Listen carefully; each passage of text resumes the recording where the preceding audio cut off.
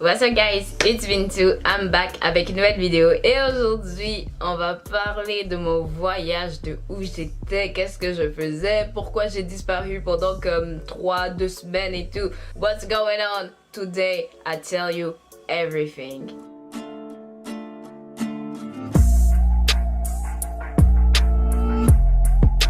Donc, pour ceux qui sont nouveaux, peut-être, I don't know où tu étais. Si c'est maintenant que tu débarques sur ma chaîne ou c'est maintenant que tu cliques sur mes vidéos. Si tu te demandes pourquoi je ne postais plus pendant comme quelques jours, ben c'est parce que pendant 3 semaines, 2 semaines environ, j'étais allée en Côte d'Ivoire. Ça fait comme 7 ans que je suis pas allée en Côte d'Ivoire. C'est beaucoup. Il y a beaucoup de choses qui changent en 7 ans. Aujourd'hui, je vais parler de quelque chose d'autre. C'est pas du voyage en question. Comme vous l'avez vu dans le titre, on va parler de mon escapade au Maroc. En fait, pour aller en Côte d'Ivoire, c'est 2 avions. Je sais pas si c'est possible de prendre un avion. Mais si c'est possible de prendre un avion pour aller en Côte d'Ivoire, je ne vous conseille pas vraiment parce que c'est long.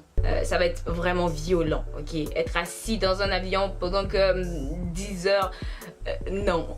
Pour aller en Côte d'Ivoire, en fait, c'est 2 avions. Qu'est-ce que ma mère, en fait, elle fait? C'est qu'on prend un avion, on descend au Maroc et on part en Côte d'Ivoire. Déjà, l'avion pour aller à Casablanca, c'est 6 heures de vol, guys. Mais heureusement, l'avion qu'on avait pris, il y avait des télévisions sur chaque siège. So, c'était pas si horrible que ça. Je sais pas si quand tu payes ton billet, tu dois payer pour qu'il y ait des films sur la petite télé. Je sais pas si c'est comme ça que ça fonctionne, j'ai aucune idée. 6 heures de vol avec une télé et de l'eau, nanana, I'm good. Déjà, je clique sur la télé, you know, je vois il y a quoi comme film. Tell me why la télé elle fonctionne pas bien. Genre je suis pas capable de voir des films, je suis pas capable de comprendre comment ça fonctionne, ok? Au début je m'étais juste dit l'avion est en train va décoller bientôt. C'est peut-être pour ça. 10 minutes, 5 minutes, je commençais à regarder autour de moi et j'étais comme est-ce que je suis la seule qui a une télé qui fonctionne pas? Ma mère sa télé fonctionne, la fille à côté sa télé fonctionne.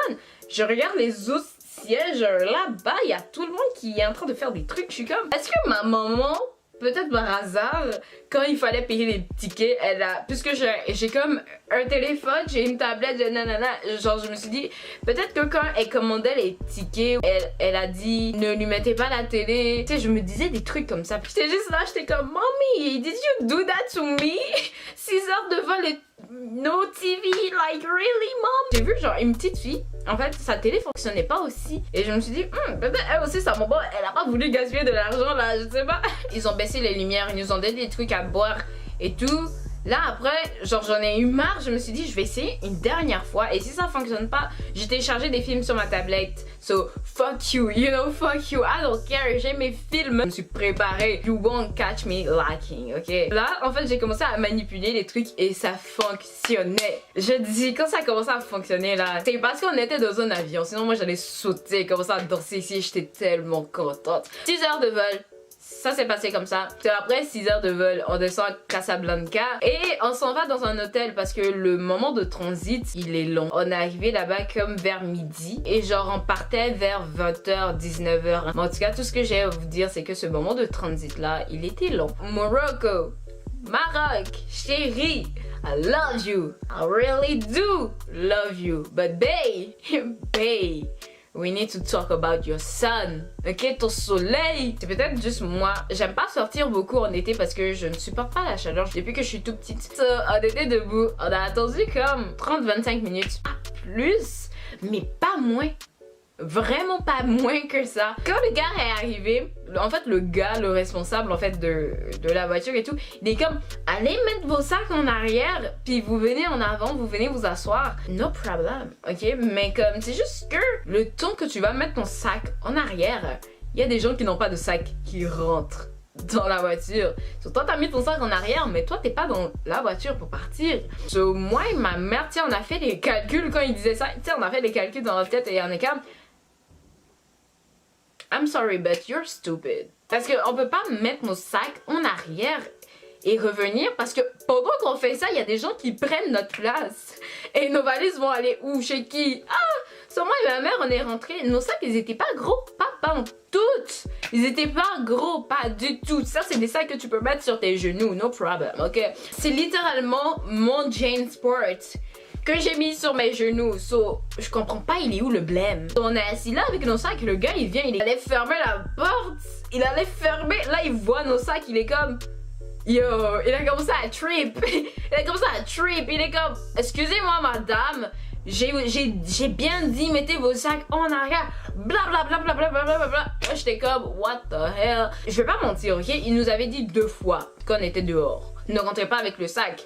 Mais, ok, mais il avait pris la valise de ma mère pour aller la mettre. Mais moi, il avait pas pris. Donc moi, j'avais compris dans ma tête, it was good. Y a pas de problème, tu peux rentrer avec ton sac. Et là, après, quand il avait dit la 2e fois, ma mère, elle avait appelé, elle était comme, monsieur, comme pour venir prendre le sac. Parce qu'on sait pas comment ouvrir le coffre comme ça. Il y a des clés que tu dois mettre. On l'a appelé, il nous a pas écouté, il est parti. Donc moi, j'ai dit à ma mère, on rentre parce que ça fait pas de sens. On est assis là avec nos sacs, puis là, le monsieur, il vient, il commence à dire, ouais, mais j'ai dit de ne pas rentrer avec nos sacs. Juste la manière dont il parlait et le fait qu'il regardait dans la direction de ma mère, j'étais comme, oh hell no. Hell the fuck no, you don't talk like that to my mom in front of me. J'ai commencé à dire, mais c'est vous, on vous a dit de venir prendre le sac et vous nous avez pas écouté. So, on fait comment? On vient puis on défonce la porte et on dépose nos sacs? Tu sais, genre je voulais vraiment pas que ça ait l'air agressif. Je veux pas être peut-être touriste. Tu sais, cette personne qui vient dans un pays étranger et qui représente mal sa nationalité. Tu sais, je voulais pas être cette personne-là. But let's be real. Ce que tu fais là, c'est vraiment stupide parce que juste comment t'as pensé l'idée que tu avais en tête, c'est pas une bonne idée. C'est arrivé. Ce que je vous dis là, c'est arrivé. Il y a des personnes qui sont allées mettre leur valise en arrière. Ils reviennent. La voiture, elle est remplie. La voiture, elle est remplie, il n'y a plus de place, mais eux, ils ont mis leur valise comme ce que le gars, il avait dit de faire. Il y avait une madame, elle est comme, oui, mais monsieur, qu'est-ce qu'on fait? Vous nous avez dit, mettez vos valises en arrière, revenez vous asseoir. On l'a fait, mais il n'y a plus de place. Qu'est-ce qu'on fait? On reprend nos valises, nanana, qu'est-ce qu'on fait? Tu sais, ça avait fait un gros problème comme ça. Ça nous a pris environ 8 minutes pour fixer ce problème-là. Ils ont enlevé les valises de ceux qu'ils avaient mis pour venir s'asseoir.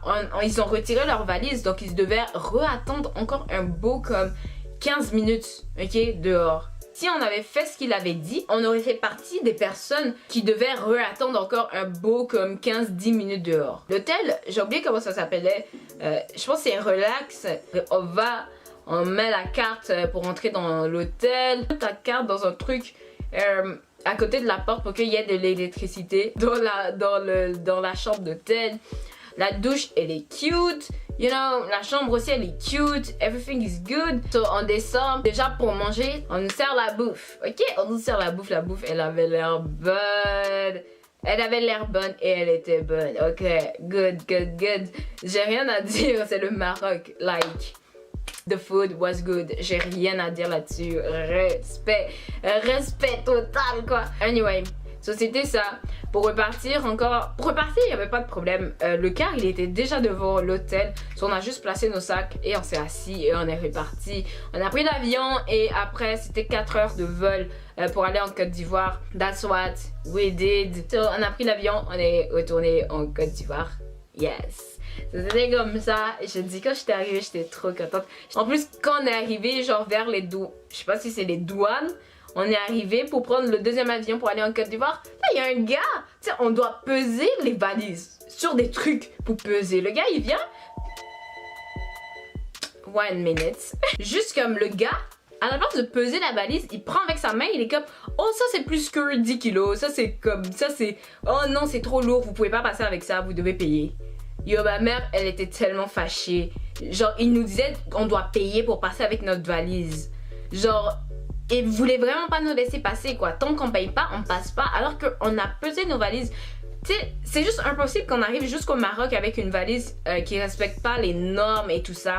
So, ma mère, elle était juste comme, on va partir, c'est bon. Genre, elle allait aller voir comme les agents de sécurité et tout ça. Et moi, j'ai regardé le monsieur et j'étais comme, vous savez que c'est impossible qu'on soit sorti du Canada avec des valises qui respectent pas en fait les règles de voyage et tout ça. Il a rien dit, il m'a pas répondu. Puis là, après, il est comme, ok, c'est bon, passez.